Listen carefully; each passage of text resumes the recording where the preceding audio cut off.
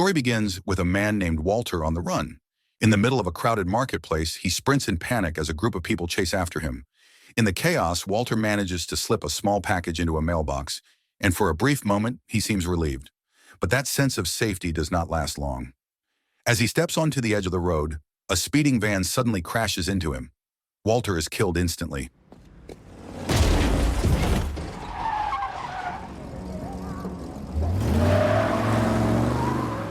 The next day, we are introduced to James, Walter's eldest son. He is at a military training school, putting new recruits through an intense exercise that forces them to hold their breath underwater. The trainees fail quickly and give up, leaving James clearly disappointed by their weakness. Not long after, one of the students delivers terrible news. James's father has died. James later sees Walter's body, but his emotional reaction is barely visible. He has always had a distant relationship with his father. Walter had 2 wives, and his death is officially reported as a hit-and-run accident. When James returns home, he tells his wife, Layla, what happened. With a calm and emotionless expression, Layla suggests that James should inform his brother Johnny. James refuses. He explains that both of them have been disconnected from their father for years, and he has not spoken to Johnny in a decade. In his mind, Johnny would not care anyway. Still, Layla insists that she will contact Johnny herself. In Oklahoma City, we meet Johnny, who works as a police officer. When he gets home, he is confronted by his girlfriend, Denny, who is angry because Johnny never truly opens up or communicates with her.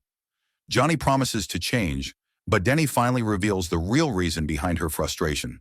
She wants to end their relationship. To make things worse, it is her birthday, and Johnny completely forgot. Denny storms out, leaving Johnny broken and emotionally drained. Later that night, Johnny drinks alone in his room when Layla calls him. She introduces herself as James's wife and informs him that their father has died. Johnny did not even know his father was still alive, and the news barely shakes him.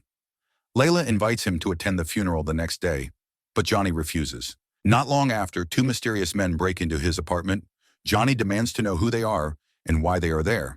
They explain that they are looking for a package Walter sent to Johnny, and they want it. Johnny insists that he never received anything. The men then reveal that they are members of the Yakuza. Even then, Johnny's not intimidated. He fights back and brutally takes both of them down.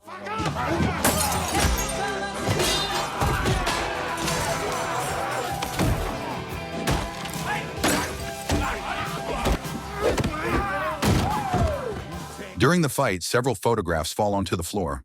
The images show the lifeless body of Johnny's mother. The sight shakes Johnny to his core.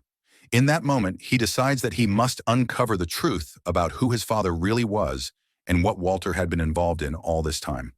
From that moment, Johnny is no longer looking for answers. This is the Wrecking Crew. The next day, James is seen gathering with his family, including their sister Rita. Johnny finally arrives and meets everyone. The atmosphere between Johnny and James is tense and uncomfortable. They come from different mothers, and the strain between them has existed since childhood. Still, deep down, James has always cared for and loved his younger brother. As the funeral goes on, the 2 brothers notice several unfamiliar men who seem suspicious. It becomes clear that Walter worked as a private investigator, which means he likely had more than a few enemies. Not long after, the city governor, Maho, steps forward to give a speech.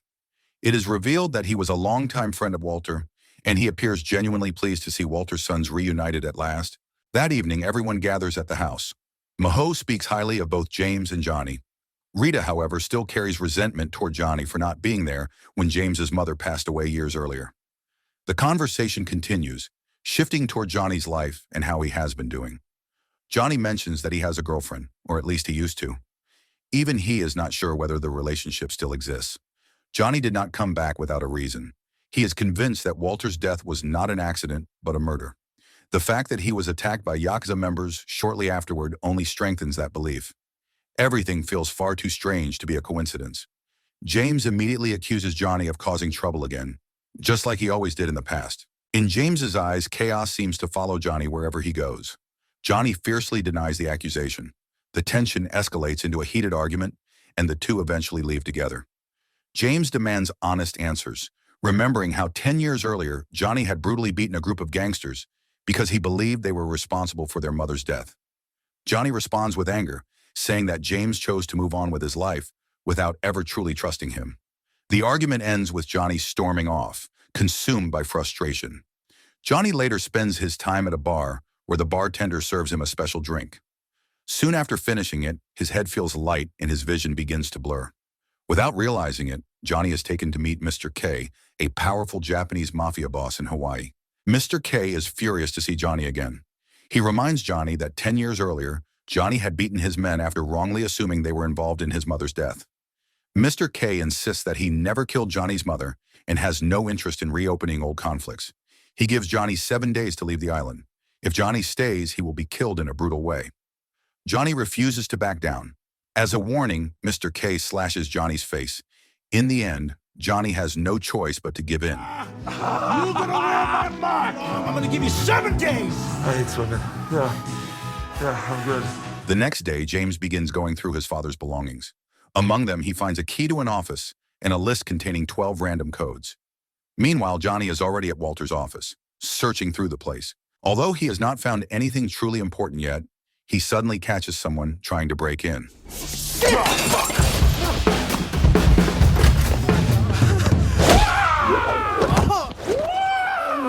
Johnny captures and beats the intruder, forcing him to explain himself. The young man introduces himself as Pika, a hacker who used to work for Walter, assisting him with various private investigations. When asked whether Walter had major enemies, Pika explains that nearly half the city hated him. Without hesitation, Johnny decides that from now on, Pika will work for him. At the same time, James investigates the location where Walter was killed. He notices a security camera at a nearby shop and asks for the footage. The shop owners refuse and begin acting aggressively. James attempts to bribe them, but they still say no. Left with no other option, James resorts to violence to get what he needs. Back at the office, Johnny and Pika examine the items inside. Johnny senses that something is off about a surfboard. When he inspects it more closely, he discovers a hidden map inside. The map appears to be part of a large development project, but Johnny does not yet understand its true purpose. At City Hall, Maho is giving a speech about Hawaii's future development plans. Rita is there as well, revealed to be working as his assistant. Johnny calls Rita and tells her about the mysterious map he found. He is certain that Walter hid it for an important reason, even though its purpose is still unclear. Rita asks for the map's serial number, and Johnny promises to send it to her. Not long after, James arrives at the office, surprising Johnny. James finally admits that Johnny was right about their father all along. Together, they review the CCTV footage, and it clearly shows the van deliberately hitting Walter. It was not an accident. Both brothers realize they are now caught in something far bigger than they expected. They begin piecing together the clues behind what Walter was really dealing with. A planned murder, Yakuza involvement, everything starts to connect. On their way home, a car suddenly attacks them. Gunfire erupts as the attackers open fire on their vehicle.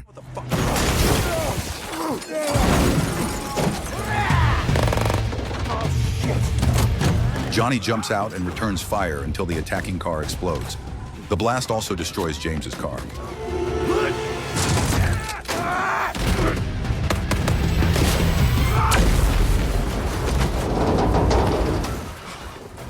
911, what is your emergency? James is furious, but Johnny explains that his actions actually saved James's life. They manage to escape and make it back home. Rita later informs them that the map is linked to a man named Marcus, a powerful figure with connections to the Yakuza. Marcus owns several high-end restaurants in Hawaii and plans to build another one on the same land. However, James notices something off. The design is not for a restaurant at all. It is a casino. Rita explains that casinos are illegal in Hawaii, which means Marcus cannot build it openly. She also reveals that Marcus is hosting a fundraising event the next day. Hearing this, James and Johnny agree to infiltrate the event. The following day, they visit the construction site in question.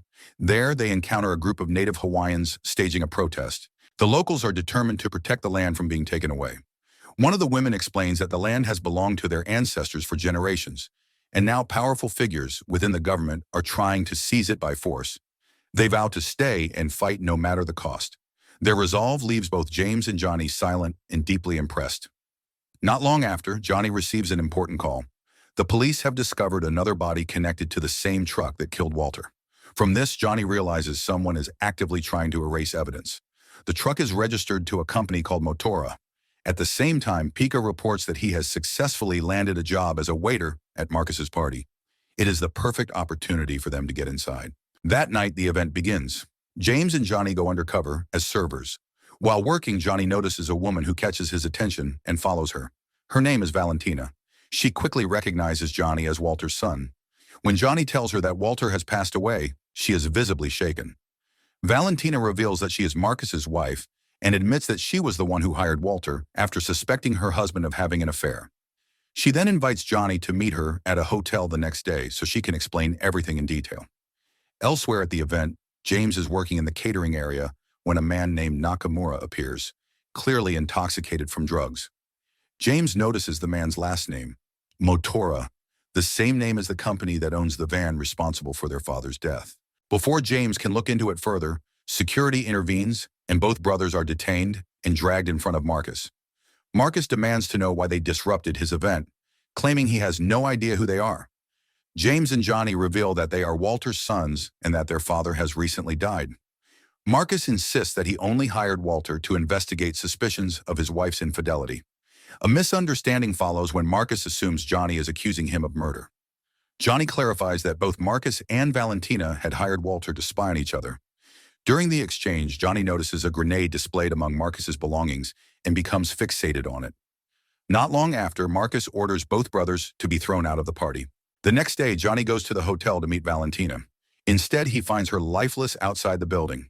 He immediately believes that Marcus is responsible for her death. Consumed by rage, Johnny tracks down Marcus's men and begins taking them out one by one.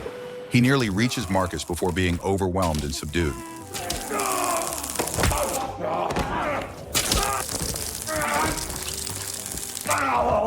That night, James arrives at the police station and secures Johnny's release. He is furious over Johnny's reckless behavior and warns that actions like this will only keep Johnny from ever reuniting with his mother. Johnny snaps and attacks James, and the two brothers break into a violent fight.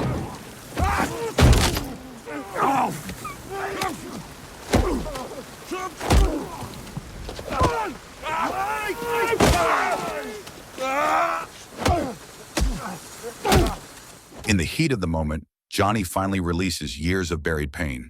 He lashes out over the fact that James sent him away in the past. James then explains the truth. After their mother's death, Johnny began brutally attacking gang members, drawing attention from both the police and criminal organizations. James sent Johnny away to save his life, but Johnny never wanted to hear it, back then or now. Johnny admits that at that time, he desperately needed James because after their mother died, James was the only family he had left. In the end, James apologizes. The brothers reconcile and agree to work together to uncover who is truly behind their father's murder. They return home. Not long after, Denny contacts Johnny. She had gone to Johnny's apartment in Oklahoma to collect her belongings and discovered a package sent by someone named Walter. Johnny immediately realizes this is the package the Yakuza have been searching for. Denny explains that inside is nothing more than a flash drive.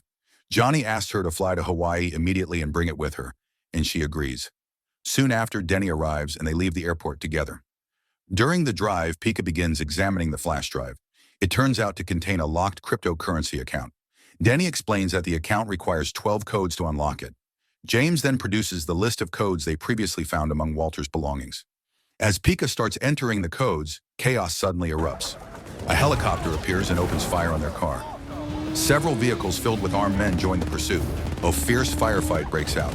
They manage to destroy the pursuing cars, and James even shoots down the helicopter. They come dangerously close to death, but manage to escape.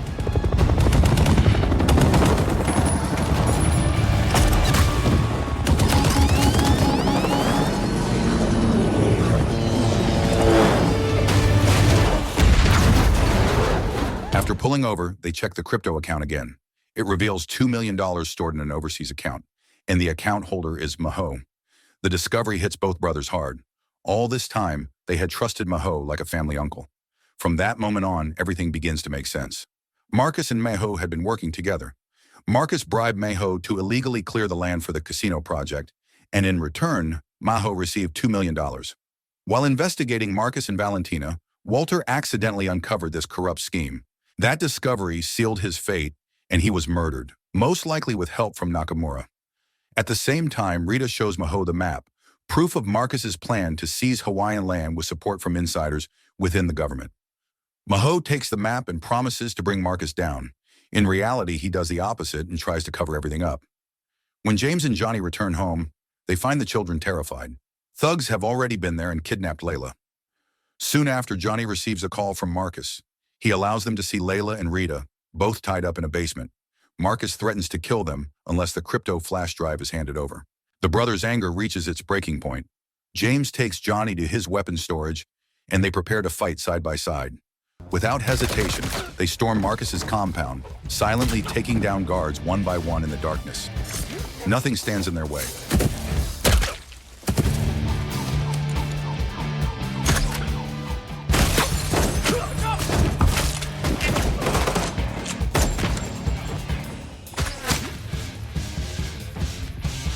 From the basement, Marcus realizes the attack is underway and sends Nakamura's men to stop them. James confronts them head-on and eliminates them with brutal efficiency. You hear the cracking sound of bombs. I'm banging on your head like a drum. Fucking head like a drum. I'm banging on your head like a drum. Banging on your motherfucking head like a drum. Banging on your head like a drum. Soon after, the brothers reach the basement and find Layla and Rita. They free both women, but Layla reveals that Marcus has managed to escape. Driven by revenge, Johnny goes after Marcus. At the same time, Nakamura blocks James's path. A fierce battle breaks out. Nakamura proves to be a formidable opponent, but in the end, James overcomes him and kills him with a sword.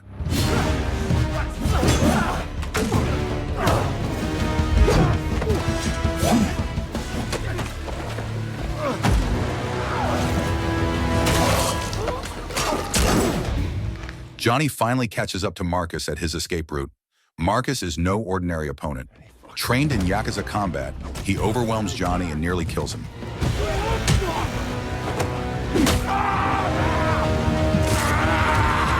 At the last moment, Johnny reveals that he had already pulled the pin from Marcus's grenade. A massive explosion follows, killing Marcus instantly.